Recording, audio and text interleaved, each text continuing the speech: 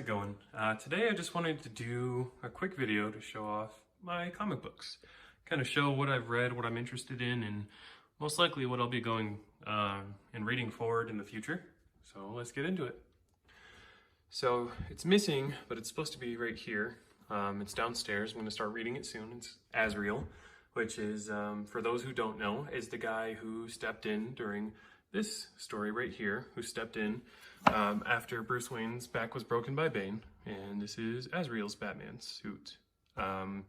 He felt the original Batman suit wasn't up to par, and so he made his own kind of like battle suit. So yeah, he's got his own comic line, and I've got the first volume of it downstairs. Like I said, it'll go right here. Very DC Halloween. I haven't started yet. I just picked that up. I think last month when I was visiting with my parents in Texas, my dad and I went on a comic shopping spree, and we just kind of hit up a lot of the stores around it. And whenever I go somewhere like that and I'm just like shopping around, I always try to buy at least one book when I go somewhere. And I can't remember what shop it was, but that's what I bought there. It's, I think, short stories. Yeah, see. So, just different short stories about different heroes in the DC universe. Night of the Owls is Batman. It's kind of hard to see. So any of them with this color, or with this like color and kind of like texture thing on top, those are from the New 52. So Night of Owls is basically a compilation of Batman, Nightwing, and other Bat family books that have to do with the Court of Owls. And if you can see it, that's volume number 1 of DC, or New 52 Batman. I've got the other ones over here. I need to reorganize that. So continuing from over here. Oh, and by the way, everything is split up by like franchise. So down here, I've got my Marvel stuff, and then my Image, my Dynamite, and my other stuff. I know the heroes say DC, but they're kind of their own thing, so they're separate. And then, yeah, video game guides at the bottom, but we'll get there. And it's all in alphabetical order in case you couldn't tell already. So moving forward, Tales from the Multiverse. So this one is basically Elseworlds Batman, except it's all the vampire stories. That's a pretty good read. It took me a little while to read it because some of the older stuff is kind of hard to read. And the Elseworld comics are pretty old. So that one's good. Death in the Family is a classic story. This is the one where Jason Todd dies. Pretty good story also. Jason Todd happens to be my favorite Robin, but I can appreciate a good story. So volumes 1, 2, and 3 of Nightfall are pretty good. I've never finished it. I've gotten about halfway through volume 2. And then I was reading it while I was traveling, and I can't remember what the situation exactly was, but it ended up getting water damaged, so I never finished it. But I've read the novelization, and it tells it pretty well. So keep moving forward. Dark Knight Returns, Dark Knight Strikes Again, and Batman Dark Knight Master Race are a series that's actually pretty popular. They were translated, I should say, into DC animated movies, and they've done pretty successful. And that was a heavy influence, actually, for the Batman vs. Superman movie. I believe it was Dark Knight Strikes Again, when basically the government doesn't like that Batman's operating, and Superman is basically the government's lackey. So the government sends Superman after Batman, and Batman kind of gives him the work and fakes his own death, and it's a really cool story. So these are, they're pretty good. Basically, Bruce Wayne is an old man, and he's disgruntled, and he's got to come out of retirement and slap some people up, basically. So Elseworlds, I love the Elseworlds series. The only ones I have right now are Elseworlds, Superman, and Batman. But I'm looking to collect the other ones as they come out. So they actually came out, they're pretty old stories, but they've been re-released, as you can see in these collections. So I've been trying to buy those as I see them. The only ones that the only other series I'm aware of that's been released so far is Justice League, and I still need to track those down. So moving on, again, the texture up here. So these are the New 52 Batman books. So this is where they start doing some kind of different stuff. That'll be nice. So the Court of Owls and the City of Owls and stuff like that. That one's actually pretty interesting. Basically, the Court of Owls has been operating in Gotham this entire time, and it's pretty good. That one's pretty good.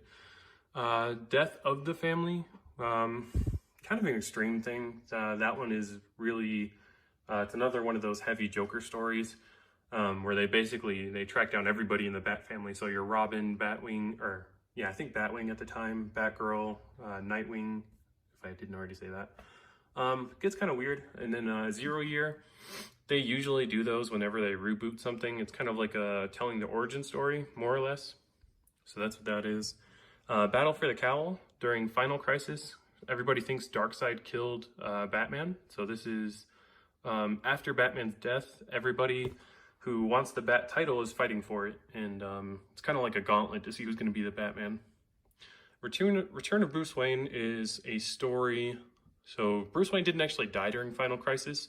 The Omega Beams from Darkseid sent him into the past. So that's about his journey. Batman Hush is a pretty good pretty good story. It was recently turned into a DC animated movie. It caught some crap because it changed some things and people thought the changes were kind of funky. I didn't personally care too much because it wasn't that far-fetched, so I didn't mind it, but the original story is really, really good. Under the Red Hood, that's the timeless classic. The return of Jason Todd as the Red Hood, so that's a good read. Batman Incorporated I haven't gotten to just yet, but essentially what Batman Incorporated was Bruce Wayne selecting people more or less to be Batmans in other countries. So to help reach out and stop crime and all that kind of stuff. The Shadow Batman. So I don't actually know who the Shadow is. That's from Dynamite Comics, as you can see from up there, whereas Batman is DC. But it was a pretty good detective story. The Shadow, from what I can tell, is basically just another kind of detective. So that was a pretty cool story to read. Earth One series. So this is one of my favorite series because it's reimagining or putting a modern spin on different superheroes. You'll see more as we go throughout my collection, but I really love the Earth One Batman book specifically because it is not Batman has a solution for everything. It's actually quite the opposite. He doesn't know how to make his own gear. He's out there getting his butt kicked constantly, and it's pretty good. It shows a more human side of Batman, if you will, even though it's not regular Batman. Batman Haunted Knight, I haven't read yet, but I recognize Loeb's name. You can see right here. He's a pretty good writer, I believe, pretty big. He's worked on a lot of different things, so kind of bought it just to give it a chance because I'm a big Batman person, big into Batman. So Batman Bruce Wayne, The Road Home. I believe this is the one where Bruce Wayne returns, right, after his time travel journey from Return of Bruce Wayne. And he takes on a secret identity, basically just to test the members of the Bat family to see if they're up to snuff or if they, basically kind of lost their touch while he was dead. So that one's pretty cool. I found it fun to read. Batman the Flash, The Button. So this one is actually pretty much a prelude into one of the bigger DC stories that is happening. Or I believe it's wrapped up now. Basically, it was integrating the Watchmen into the main DC universe, and they were kind of having a crazy story with it as well. That one's pretty good, though. I really enjoyed that. You get a snapshot of Thomas Wayne, Batman, teaming up with Bruce, and it just kind of hits you in the feels, and it's really fun. I like that a lot. So Blackest Night and Brightest Day. Blackest Night, I thought was a lot better. Brightest Day is kind of funky and kind of everywhere. But Blackest Night is a really good series. It's kind of one of those kind of major events that took place in the DC universe that everybody was a part of. So as you'll see later on, I've got the other Crisis books and such like that. But Blackest Night was really good because it combines two of my favorite things, superheroes and zombies. So I really loved it. I've got all the spin-off books: Green Lantern, Green Lantern Corps, Rise of the Black Lanterns, Tales of the Corps, and then the 2 Black Lantern Corps books. Each of those contains side stories basically. So I believe in the Black Lantern Corps books, that's the one that has Superman 1, 2, and 3 of Blackest Night, and just stuff like that. And it's really fun. I really enjoyed Blackest Night. Like I said, Brightest Day was kind of lackluster. It's kind of funky, kind of everywhere. And I think ultimately the main point of it was kind of null and void by some events that happened in the Green Lantern books, but still interesting to read. So this one, I gotta pull this one out. So Crisis on Infinite Earths. This one is probably one of the DC's biggest known stories, period. And part of that is because of the Arrowverse currently adapting it to live action on the on the CW. That one was so polarizing because so many big things came from that story. Like, for instance, I'll pull it back out again. So basically, the Wonder Woman and Supergirl from, I think it was Earth 2, I want to say, they ended up dying in this story, which was a huge deal at the time because Supergirl and Wonder Woman are obviously very powerful characters. And then also you see the Flash, he ran through time, and this is before time travel became a norm for his character, and it killed him, and he disintegrated. And there was a couple other major deaths from probably lesser known heroes and things like that, but very polarizing story. It took the DC universe as we knew it, which was multiple Earths, and jammed them all together into one Earth, which made DC's life way easier because then they could get rid of some titles that weren't doing well, and then they could also like start doing team-ups from characters that obviously wouldn't have never known existed. So that's pretty fun. Pretty good story, pretty fun, really enjoyable. It was written, it's a pretty old story, so I had a hard time reading it the first time. I just had to take my time because it was a little bit different. Dark Knight's Metal. More of a recent story, kind of weird. Very weird, actually. I believe it's supposed to be a one-off. I don't think it's actually supposed to take place in the Rebirth universe. I could be wrong on that, but it's kind of a funky story. So basically it introduces the Dark Multiverse, which we'll get to later. It's pretty interesting. Overall, I would say I enjoyed it, but it is kind of funky. The Deathstroke books, New 52 Deathstroke. I read the volume 1, and it was pretty interesting. You know, I actually have those. I'll fix that later. Interesting. I like Deathstroke as a character. He's one of those villains that's been around for a really long time, and he kind of doesn't get boring. He's just a fun character, so I really like it. Detective Comics number 1000. I bought this on impulse because, well, I mean, how could you not? It's pretty cool. I haven't opened it up or read it yet, but like I said, impulse bought it because number 1000, man, deluxe edition. I had to. I actually bought that on vacation while I was in Michigan. Deceased. I just finished reading it. I thought it was kind of funky. So before this, Blackest Night was basically DC's answer to zombies, whereas Marvel Zombies has been a thing for a very long time. Deceased is more of a newer kind of zombie for the DC universe. The story overall is kind of funky. I should have known going into it that it was going to end the way it did, but yeah, it's interesting. It's fun read. I'll say that much. So now we're coming down here. I'm gonna have to start speeding up because, man, this is only the second shelf. I've got 4 shelves and then, well, Skyrim. All right, so Final Crisis. This one, basically any story that has Crisis in the name is pretty significant, with the exception of Identity Crisis. Not to say that Identity Crisis isn't significant. However, that's one of the more lesser ones, I would personally say. So Final Crisis was a big deal. As mentioned before, that's when they thought Batman died, and it's also when they killed off Martian Manhunter. I haven't read it yet, but I know a lot of what happens in it, and I made it a point to collect all the major stories that impacted the overall universe. I thought that was important. The reason I have Final Crisis Legion of Three Worlds, so that's like a spin-off, like the Blackest Night side books. Basically, this one I bought because Superboy dies during Infinite Crisis, and Final Crisis Legion of Three Worlds is where they bring him back to life. So I wanted to have it because Superboy is one of my favorite characters. Not to be confused with Superman or Superboy Prime. The Flash, this is the New 52 Flash.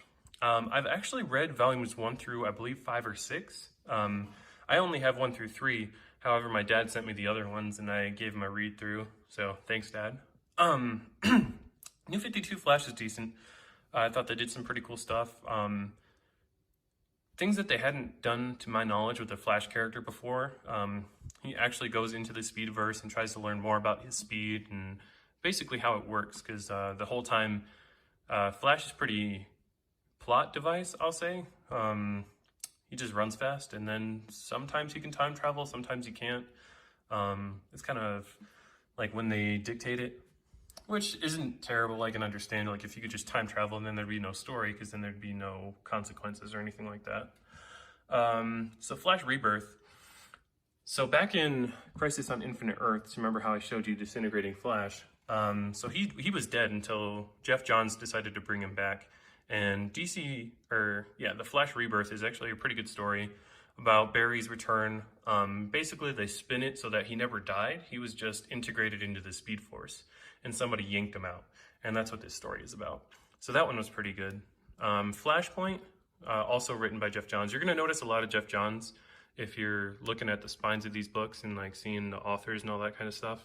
I really love Geoff Johns. I think he's probably one of the best writers DC has. And most of his work that I've read, I've loved. I can't really say anything bad about the dude. They brought him on to work on DC movies. That wasn't the greatest, but I mean, you can't fault one guy for an entire studio, and like, there's just a lot of other things that went into why movies weren't the best. But that's not what this video is about. So going into Flashpoint, back to Flashpoint, this was basically the story, the prelude, if you will, to the New 52. This is the event that kicked off the New 52. So Flashpoint was, the Flash,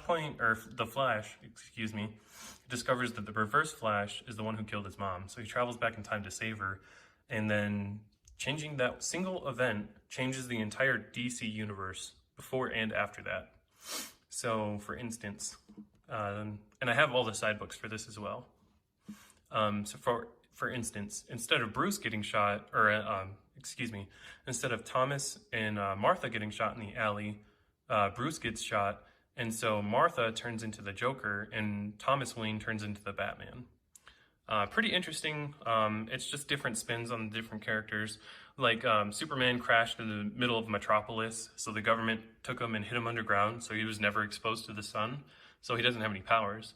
Green Lantern, Abin Sur, this guy right here, if you can see him, he's basically the lantern that gave Hal Jordan his ring. So instead of getting an Earth Lantern, Abin Sur was still the living lantern at the time. And just different things like that. And the story ultimately is pretty inconsequential in the sense that none of those characters played into the future, with the exception of Batman. Like as I mentioned, he comes in the button, and then there's some other stuff to it too, but we won't get too much into that. But basically, Flashpoint was just its own kind of story and its own kind of world, and then they close it off. They, like with the Thomas Wayne, they revisit it, I think a couple of times, but for the most part, it's kind of its own thing. Forever Evil was a big event for New 52. Forever Evil was basically when all the heroes disappear, so the bad guys got to step in and, well, beat up badder guys, if you will. I can show you more about that later. DC Green Lantern Rebirth was pretty much the same thing as the Flash Rebirth. So at some point, Hal Jordan, was killed off, but then he became the host of the Spectre. So this book is about not only Hal Jordan's return as a Green Lantern, but the return of the Green Lantern Corps as an entire thing. Because before this, the Green Lantern Corps was also pretty much killed and kind of done away with. The only living Lantern at the time was Kyle Rayner, and he plays big into how Hal Jordan comes back to life. Very, very good story. I really enjoy that a lot. I'm also a big fan of Green Lantern, so that's probably part of why. Green Lantern, the Sinestro Corps War. So I love this story for a number of reasons. I think Sinestro is a really good villain because he's not just evil. He was exiled from the Green Lanterns for basically ruling by fear. And what he wanted to do was he wanted to just bring peace to his planet, and that's what he did. He was kind of like, it was a dictatorship, pretty much. I mean, there's no two ways about it. He ruled the planet with an iron fist, but there was peace. And that's kind of like his whole thing is he just wants peace, and he'll do what he has to obtain it. So that's why he went and created the Yellow Lantern Corps, and why he chose basically ruling through fear instead of staying the course as a Green Lantern, ruling through will, or not even really ruling at all, but just kind of justice in a different sense. So to tie into that, Geoff Johns' Green Lantern run followed Rebirth. This is volume 1, as you can see. They They've been doing this a lot, and I really like it because it's hard to track down the older trades.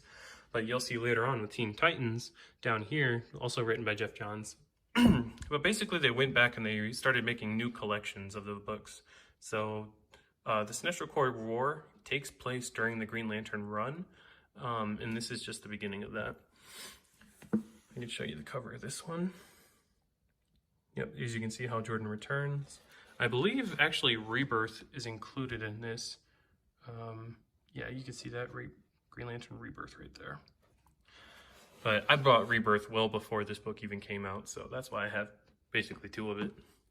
So this is our next Rebirth book, Green Lantern Rebirth, or I'm sorry, Green Lantern Earth 1.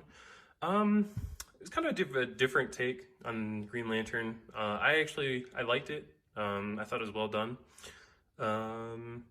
Yeah, not much else to say. I really liked it, and I can't wait for the next one. Infinite Crisis, I mentioned that earlier. That's when Superboy dies and a number of other characters. Basically, this one was to undo Crisis on Infinite Earths. So if you'll remember, Crisis on Infinite Earths was to take the multiverse and condense it into one singular Earth. With this one, after Infinite Crisis, basically there was 52 Earths, and they went forward from there. Identity Crisis is a good story. As I mentioned before, it doesn't have a huge impact on the overall DC universe. It's mostly just the Justice League and members and people close to the members of the key, like old school Justice League. This one kind of teeters on the edge a little bit from PG-13 to R, just because of some of the events that happen in it. But it's a really good story. But if you decide to read it, just keep that in mind. It's kind of messed up.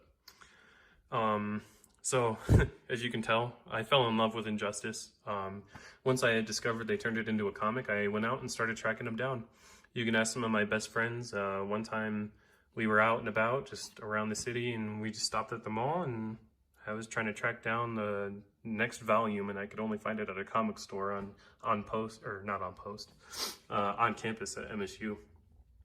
So I've got all of these. So these core ones, years 1 through 5, this is the events leading up to the video game. And then Injustice Ground Zero is the video game from Harley Quinn's perspective. I haven't read this yet, but Injustice versus Masters of the Universe, like, how can I not buy it? And then Injustice 2, I think I've read the first 2 or 3 volumes, and then I double bought 4 on accident, so I gotta find somebody to give that to.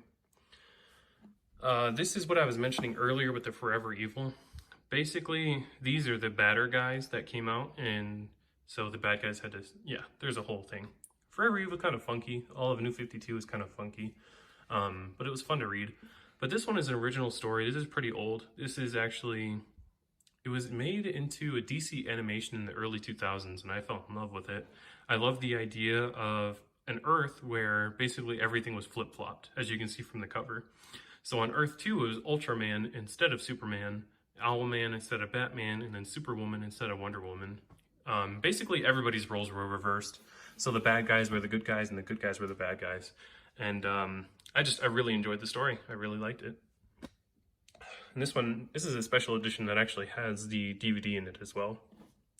Justice League Gods and Monsters. So I don't actually know what came first, whether it was the comic or the movie. DC animated movie, of course. I didn't particularly care for it. I thought it was kind of, like, just weird. Basically, it's different spins on the heroes. So Wonder Woman was given to the New Gods, I believe, and raised by them. Superman was raised in Mexico because that's where he crashed. And then Batman is actually like kind of a vampire. It sounds cool. Oh, see, from the animated film.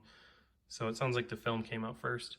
It was okay. I didn't hate it, but I didn't love it. It was okay. Yeah, I'll say that. This is an older run of the Justice League. My dad had a lot of these growing up. It was one of the series that he collected, so I collected it. I started collecting it as well. I can't find number 6 though, so that's why it kind of stops at 5. Formerly known as the Justice League is kind of like the B-lister Justice League members. It's just a fun one-off story. And then New 52 Justice League, they went through a rebrand Yeah, around volume 7 of each of them, where they started doing like a different kind of color or a different spine, if you will. New 52 Justice League, as you can tell, was also written by Geoff Johns. It's probably one of the only runs of the New 52 I actually liked. Especially with the Justice League. Like, I liked what they did with it. The Throne of Atlantis and the Injustice League and all that kind of stuff. I just thought it was really fun. And the origin was, instead of coming together for like an alien invasion or whatever, it was more specific. It was Darkseid invading the Earth. And it was a pretty cool spin. It also covers the origin of Cyborg, because he was created from Apocalyptic technology. So that was pretty cool. And then later on, Darkir, some pretty wacky stuff happens during the Darkseid War. It actually gets pretty intense. So I really like the Justice League run. It's probably all I got to say about that. So moving on. Okay, so Justice League Trinity War. Kind of funky, but that's what more or less led into Forever Evil. So basically, it's called Trinity War because of a couple of different reasons. It was a fight between Justice League of America, and Justice League Dark, as well as that's when they introduced Pandora, Phantom Stranger, and the Question, as basically the three people who were going to cause these turn of events. It was a pretty fun story. It was definitely interesting to see heroes fighting heroes for the sake of, it was more or less for power, but a pretty fun story. Kingdom Come is a classic. I had a hard time reading it, not only because of the dialogue, because it's a pretty old story, but also because of the way the dialogue is written, like the actual text. Alex Ross, this is known for being some of his lesser work, but you could fool me because it looks amazing. The whole book looks just like this, and it's amazing. The Kingdom was a follow-up story that didn't have as much success. Didn't have the same writers. Basically, it was about a bad guy tracking down different versions of Superman throughout the multiverse and killing them. It was pretty funky. Yeah, like I said, it wasn't as successful as the original story. And then this is my Superman section, very small. Excuse me, very small. As you can tell, I really like the Death of Superman story. So I have it in two editions right here. One is the original collected edition, I believe. And then I also have it in this 5-part re-release series, Death of Superman all the way to Return of Superman, as well as the two or three volumes of Superman Doomsday explaining Doomsday's origin. Elseworlds Superman, pretty fun. I like these because there's one of them where instead of landing in Kansas, Superman actually lands in Wayne Manor, and so the Waynes adopt him, and the same tragedy happens where Martha and Thomas are killed, and he becomes the Batman, except with superpowers. So it's pretty interesting. Superman Red Sun, they have a DC animation coming out soon for it. I thought the story was kind of weird. It's almost the exact same as the story of like Captain America turning into Hydra. It's pretty much the same thing because it's kind of funky. It's about Superman landing in Russia and like basically being like, yay communism. So it's kind of funky. It gives you some different versions of different characters.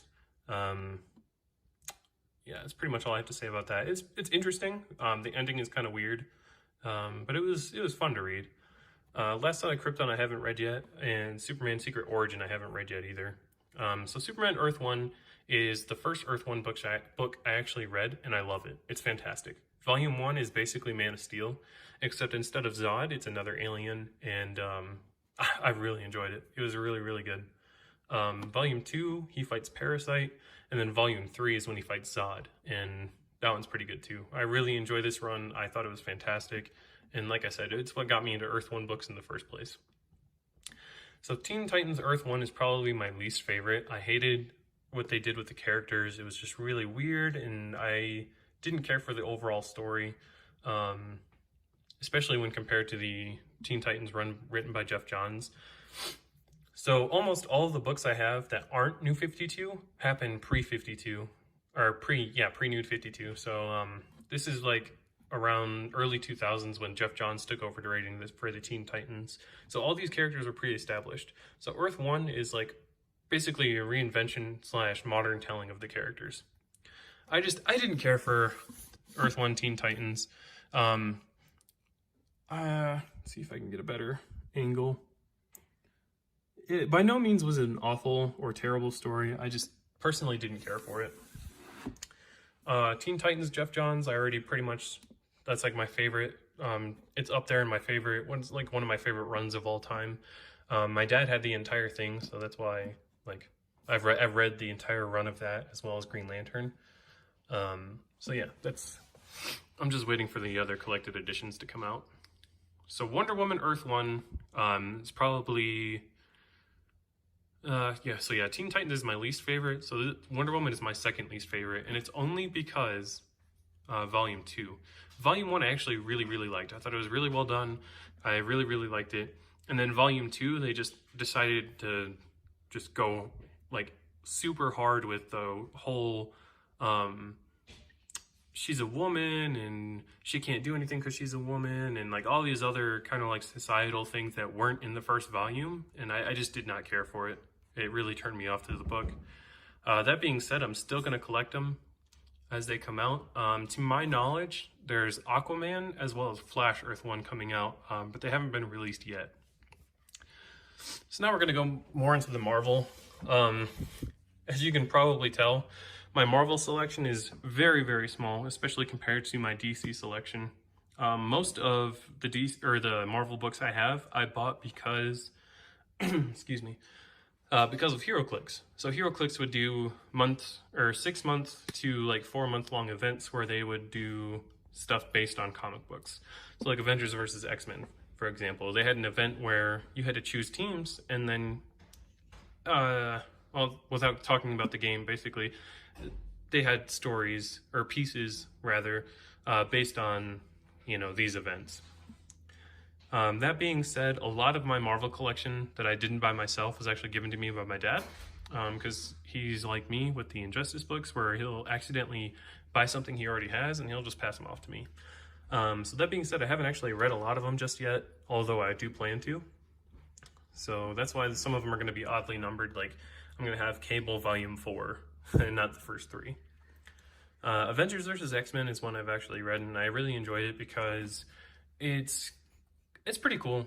Basically, the Phoenix Force is coming to Earth, and Cyclops believes it's the only way to restore mutants. And the Avengers are like, there's no way, that's too strong, like you can't do that. So they have a fight on the moon, and basically 5 key members of the X-Men at the time, including Namor for some reason, all get possessed by the Phoenix Force, and they get super powered up, and yeah, it's just one big fight, and it's really awesome. I loved it a lot. Captain America, the death of Captain America. At the time, people were not happy that Cap got killed off, and they tried to retcon it later on with the story because nobody cared for it too much. So it was pretty short-lived, and the story itself is okay. The part I do like about it is Cap made sure that Bucky was the one that took the shield after, and even Tony Stark was like, he wanted you to have it, so you have to be Captain America now. And it's just like the movies where this is right after they discovered that Bucky's alive and he's the Winter Soldier. And instead of revealing his identity to the public, they just gave him a new costume and were like, hey, you're Captain America now. You have to live up to what Steve Rogers was. And I liked that idea, and I wish they would have gone that way with the movies. But that's a topic for another time. So Reborn is when actually Captain America comes back to life. Haven't read it yet, but I already know it's going to be kind of a funky story because Captain America, he's involved with a lot of like higher level stuff, like with the Cosmic Cube and various things like that, and like just kind of out there stuff. I mean, he's a super soldier, for goodness sake. But so that story is kind of funky because of how they bring him back. I can make a video on that. Like I want to make a video on like all these different stories eventually. I just got to find the time for it. So Civil War was really good. Nothing they could have done in the movies would have lived up to the comic because the comic was just so, I want to say revolutionary, because it made a lot of the heroes, a lot of the big heroes, especially like Captain America, made them villains. And it was just really interesting, and so I really like that a lot. Death of Wolverine, I haven't read just yet, but I understand the events that happened towards the end. And yeah, I mean, like, It's not very often they kill off big names like this and keep them dead for a while, so I really wanted to track this down and read it. It's on my list of things to read shortly. Exiles is another one of those ones my dad gave me. That's why I have volume 6. And then Fear itself is another one of those ones where HeroClix made a story out of it. So I was like, well, I want to understand the pieces I'm playing with. So I went out and bought Fear itself way back when, and then I tracked these down afterwards. Spider-Man is one of my favorite Marvel characters, so that's why I bought that one. Uncanny X-Men, I was disappointed when I actually sat down and read it because the reason I bought it is because of Hope Summers. For those of you that don't know, Hope Summers is one of the characters who could potentially be one of the strongest characters in the Marvel Universe. Basically, if you've ever seen the show Heroes, she has the same power ability, or power set, I should say, as Peter Petrelli, whereas if she's in the vicinity of mutants, she can use all their powers at once. So she has like the potential to be like insanely overpowered. And then Dracula, I really like the Fear itself, Dracula and HeroClix, so I just wanted to have him, or just wanted to have his book, especially since he fights a basically superpowered version, a Norse-powered version, if you will, of the Hulk, and like that just sounds awesome. So moving into the Hulk section, I've actually read most of these. Never mind. Son of the Hulk, I haven't read yet. Heart of the Monster, I had to read because there was a lot of hype around it. Basically, Doctor Strange says that this is the strongest Hulk has ever been. He's even stronger than his World War Hulk self. And I just wanted to read it for myself. Honestly, the story I was underwhelmed with, and I didn't really care for it. And to me, Planet and World War Hulk will be the best Hulk stories ever written. Future Imperfect is really good too. No, I'm not tossing any heat that way. Future Imperfect was one of the older Hulk stories that just was really, really cool. Hulk gets thrown into the future where basically the future version of the Hulk turns evil and he rules the world. And he slaps him up. And it's a pretty good story. Infinity Gauntlet, it's a classic. What can I say? Had to have it. Read it a couple times. Haven't read the Iron Man or the Infinity Gauntlet War Zones.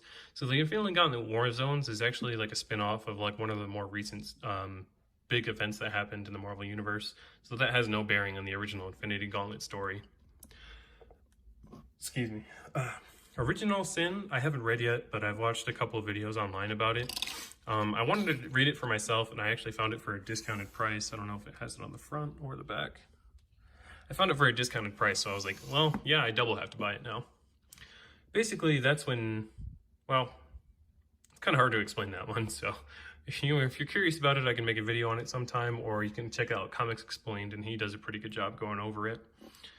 Spider Island, I was reading the Venom books at the time, and there's a few issues that aren't in the collected edition. They're only in Spider Island, so I bought it just for Venom, basically. And I ended up really liking the story. Basically, one of Spider-Man's villains infects everybody in New York with a spider virus that turns them into spider people. And it's pretty cool. You get some pretty cool interactions, like Captain America spider, like not like Spider-Man, but like Man Spider. So like he mutates and he gets like a spider head and like shoots out like spider legs. It's pretty cool. I really liked it. Superior Spider-Man is pretty interesting. Basically, Dr. Octopus switches minds with Peter Parker. So Peter Parker dies inside Dr. Octavius's body, and Dr. Octavius has Peter Parker's body. And instead of trashing Spider-Man's name or revealing his identity or doing anything like that, he decides he's going to be a superior Spider-Man to what Peter Parker was. And that's what the entire story is about. And that went on for quite some time. Spider-Man Birth of Venom, really, really good. It's basically collected editions from around the time when Spider-Man had the symbiote for the first time, and the birth of Eddie Brock's Venom. So people tried to trash on the Venom movie because he's more of an anti-hero, but that's honestly how he started out. Like he wanted to kill Peter Parker because just like in Spider-Man 3, Peter Parker gets him fired from the Daily Planet. But along the way, he'll see people getting mugged or whatever, and he'll like take out the criminals just to save people. So even from his origin, he was more of an anti-hero. It wasn't until later on when his mind was more and more corrupted by the symbiote that he actually turned out straight villain. Spider-Man Kraven's Last Hunt was a pretty good story. Pretty dark too. basically, Kraven tracks down Spider-Man, beats him up, buries him, and decides he doesn't have anything else left to hunt, so he offs himself. Pretty wild story, and it's longer than that. That was a very quick summation of what happens, but it was a pretty good story. I really enjoyed that. We're getting towards the end now. I know this video is pretty long, but if you stuck through, then I really appreciate you, and even if you didn't, I still appreciate you. So these Thor books I haven't read yet either. These are more of the ones my dad gave me. Thunderbolts, I went out and bought this one because it has Flash Thompson's Venom, which we'll get to in a minute. Basically working together with, let's see here, Red Hulk, Deadpool, Elektra, Punisher. Yeah, see. Here's a couple more not on the cover that they end up working with, but I thought it was just a fun story. Red Hulk is basically like, hey, I want you guys to team up with me and go around the world cleaning up my loose ends. And they're all like, okay. And they just kind of do it. This is Ultimate Spider-Man Volume 1. I've actually read almost the entirety of Ultimate Spider-Man. I have the Marvel Unlimited app, so I read most of it through there. And then this is the one I was talking about here with, well, this cover has nothing to do with that's actually in this story. Basically, Flash Thompson, the bully from the Spider-Man movies, he went and joined the army, and then he got his legs blown off. And then he's kind of like a drunk, depressed dude. And then he gets approached by the government, and they tell him, like, hey, if you want to wear the symbiote and be an agent of the government, you know, you can do this. You can have meaning in your life again. And so the symbiote actually, like, makes legs for him, and that's what the series is about. He runs missions for the government. He ends up fighting some pretty cool people, like Kraven, the guy that offed himself in Kraven's Last Hunt. Kraven's kid actually is alive in the Savage Lands and hunts down Venom at some point, and it's a pretty fun story. I really liked it overall, and it's probably my favorite version of Venom, just because I dig the whole anti-hero thing, and I just thought it was a really clever way to use the Venom symbiote and not just have him be a villain. So I really liked it. What If is basically Marvel's version of Elseworlds. And this is just volume 1, kind of like how DC is collecting the Elseworlds into volumes. Wolverine, Old Man Logan. So this is basically what Logan the movie was based on. I'm pretty sure I had this well before that movie came out, and it's not the same as the movie, not by any means, because Hawkeye is in this one, and then also basically the country is ruled by Hulks. And Hulk's children and stuff like that. It gets really intense. Needless to say, though, the movie was amazing, even though they didn't borrow from the story at all. And yeah, the story is really good, though. And then this is where we get into, like, my third-party stuff. So, like, my books not from DC or Marvel. As you can see, this is Image, Fire Breather. I only have volume 1, and I don't know if they made any others after that. Let me try to get there. Yeah. Basically, it was about the kid of a dragon, and so he's a humanoid, but he can, like, grow wings and breathe fire, and it's pretty cool. If I could track down, if they had other volumes, I would track them down for sure. And then I have the first 6 volumes of The Walking Dead. I've actually read The Walking Dead all the way up to issue 100, I believe, and I enjoy it. I believe it's exactly like the show, how it'll get like a little monotonous, how it's basically they go somewhere, the zombies overrun them, so they go somewhere else, they get overrun, like, it's pretty much how it is in the comics too. Call of Duty Zombies, I bought that because a buddy of mine and I used to play zombies all the time, and I just wanted to check it out. The Skillet graphic novel, yes, that is Skillet the band. The lead vocalist, John Cooper, actually wrote that book. It's okay. The story's kind of funky. I bought it mostly to support him. The John Wick book is pretty good. This is more of an origin story slash how he gets connections with Continental. So it's pretty fun. I enjoyed it. The Heroes comics, I bought those because I love the TV show and I never read them before. They're on my list to read very soon. And then over here, so these are the ones I mentioned earlier, how the Dark Multiverse was introduced in basically Dark Knight's Metal, and that's what these are, is they're Tales from the Dark Multiverse. I'm gonna make a video very soon going over these because I absolutely love them and I think they're fantastic. So expect that soon. This was given to me, let me shift around here. This was given to me by a friend that was moving and he didn't want it anymore. It's not in great condition and I have no idea when this was made or how old it is. But it's just, you know, Marvel Encyclopedia. Just fun to have. And then this one Kara got for my birthday. I haven't read it yet, but it's basically, for those of you that don't know, anytime a Marvel movie comes out, they release like basically promotional comics for it. And this is like the collection of everything up until, I believe, Ant-Man and the Wasp is the last one that was collected in this. So I can't wait to get that, crack that open. I'll probably end up reading those when I do my movie, like my movie breakdowns of the Marvel Cinematic Universe. So yeah, I'll probably include that in there. You'll have to excuse the crying, that's Manny. He's probably hungry or needs a diaper change or something. Kara's taking care of him. So these are, yeah, that's pretty much it. The last 4 are just like game guides and collections and stuff like that. So, yeah. Ooh, bonus time. I'll show you my books. Yes, our Christmas tree is still up. Don't at me.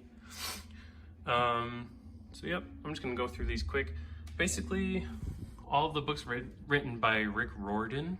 His Greek mythology, his Norse mythology, Egyptian mythology, his Roman mythology. I have all of his books except, ironically enough, the first 4 Percy Jackson books. And coming down here, I have the first 2 books in his Apollo series. I have, this is one of my favorite of all time, like stories, books, period. I love them, absolutely love them. Aragon books are fantastic. John Carter, I haven't read these yet, but those I'm excited to read because I really liked the movie, even though it wasn't, I don't think it was that well received. Like, people stopped talking about it shortly after it came out. Curse of the Spider King is, I believe these are books. It was a book series written by Christian authors, and I don't know if it continues anymore because the second one kind of leaves off on a little bit of a cliffhanger. I've got the first book in the Slayer Chronicles. I really like the vampire books that came before that, but I don't have them yet. And then these are what I was talking about earlier as far as novelizations of big comic book stories. So 52 was the events leading up to Final Crisis, or Infinite Crisis, pardon me. Court of Owls, New 52, Death and Life of Superman. Again, this is my third collection of the story, basically my third medium of it, if you will. The novelization of Infinity, Civil War, Death of Captain America, Planet Hulk, Spider-Man Kraven's Last Hunt. So yes, I have 2 of those. And then Days of Future Past. And then these are just like some random stuff I have. Like this is like artwork of Borderlands 2, like artwork of Kingdom Hearts 3. So this is pretty special to me. This is from my Uncle John's collection. He passed away a few years ago and my dad wanted me to have this from his collection. So I was really grateful for that. So I still have this out. And then this is, I believe, the artwork from Breath of the Wild, if I'm not mistaken. And then this is a signed copy of August Burns Red's Constellation photo collection. So basically from the original tour of Constellations when it first came out around 10 years ago, or 11 years ago now, it was basically just a collection book. It came free with, I got like premium VIP tickets to one of their concerts. So that was pretty legit. They all signed it. It's super cool. And then those are all Kara's books. And then we've got our Bibles and stuff down there. And then I also have a Bible downstairs too. So yeah, that's going to wrap it up. If you actually made it through to the end, thank you so much. And drop me some comments. Tell me what you want to see. And yeah, God bless. Take care, guys.